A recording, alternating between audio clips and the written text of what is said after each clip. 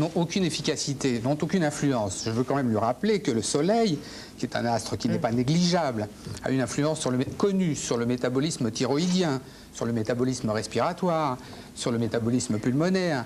Donc, c'est quand même des choses qui existent. La Lune a un certain nombre d'influences qui sont connues. La Lune fait sourire, mais ça n'est pas une planète pour les enfants. Et vous, en tant que médecin, je reprends aussi ma question, vous, en tant que médecin, qu'est-ce que ça vous apporte d'utiliser l'astrologie en plus? Qu'est-ce que, par rapport, dans votre relation avec le malade, qu'est-ce que ça va changer? La médecine ne vous suffit pas, vous aviez besoin d'astrologie, ça donne quelque chose en plus, notamment sur le terrain psychologique? Disons que c'est un plus, effectivement. Voilà, je me suis un petit peu emporté. Non, mais... J'ai peut-être eu tort. Moi, je me sers de l'astrologie, si vous voulez, un petit peu comme un, comment dire, comme un outil supplémentaire. Et en général, ça nous donne des orientations sur quoi? Eh bien, sur le terrain, sur le tempérament du sujet. Monsieur Michaud, oui.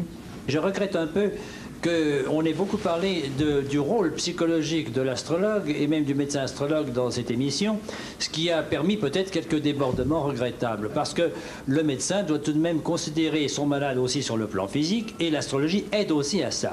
D'autre part, on a parlé de l'influence de la Lune et d'autres planètes. Il y en a une qui est très importante et dont je suis étonné qu'on n'ait pas encore parlé dans cette émission, car elle joue actuellement un rôle considérable, c'est Pluton.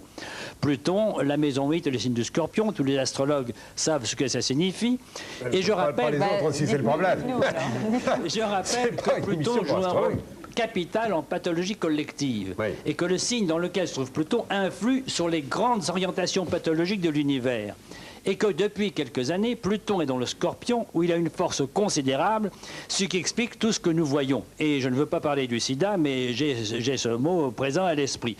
Je signale d'ailleurs que j'avais dit ceci dans un livre qui est paru en 1984, et j'avais annoncé, alors que le sida était pratiquement inconnu de la plupart des gens, qu'on allait entrer dans une période où il y allait avoir une recrudescence considérable de maladies sexuellement transmissibles.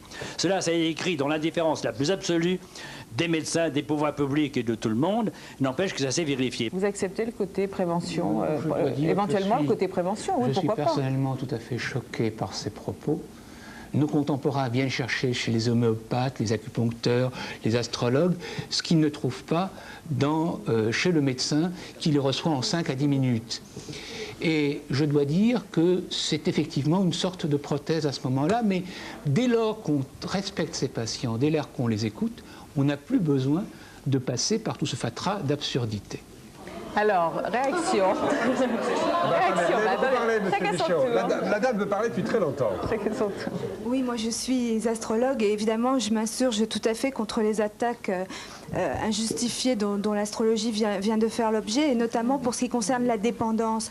Parce que c'est évident que l'astrologie, il peut y avoir des gens qui deviennent dépendants de l'astrologie, mais de la même façon qu'ils peuvent devenir dépendants d'une certaine forme de médecine, et notamment de tout ce qui touche à la psychiatrie et au domaine psychologique. Bon, les gens qui viennent nous consulter sont des gens qui généralement ne vont pas bien, des gens qui se posent des questions, au moins des gens qui se posent des questions. On est là pour les aider, comme il a été dit, parce que l'astrologie est aussi un outil de connaissance de soi, d'aide à la connaissance de soi, et donc ça peut être utilisé de façon thérapeutique.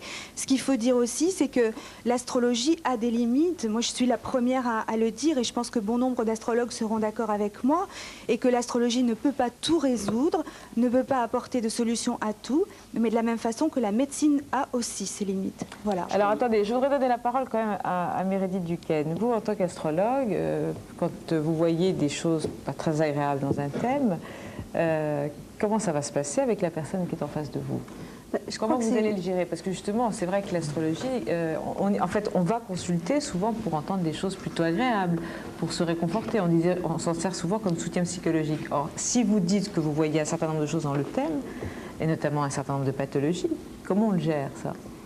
Je crois qu'en fait, on gère de façon la plus humaine qui soit. Il faut d'abord effectivement essayer de faire comprendre à la personne qu'elle est dans une phase un petit peu difficile, et puis la conduire vers quelque chose effectivement de très positif en fait. Mais je crois que c'est pas toujours très facile. Et puis je crois qu'en fait, mais vous n'êtes pas médecin. Vous parlez. Si vous détectez ce que disait tout à l'heure Monsieur Michaud, un certain nombre de choses, En tant qu'astrologue, vous n'avez pas de possibilité ni de diagnostic. Comment vous vous comportez? Bien, si effectivement il y a une pathologie très violente, difficile, c'est d'abord mon premier conseil, ça va être effectivement de faire consulter, d'aller consulter bien sûr un médecin, surtout qui concerne évidemment la pathologie dont il est question. Moi je ne suis pas médecin, donc je ne peux pas dire à quelqu'un, eh bien demain vous allez avoir telle maladie, telle difficulté. Ça c'est impossible. Simplement, je veux dire, vous risquez d'avoir des problèmes de santé.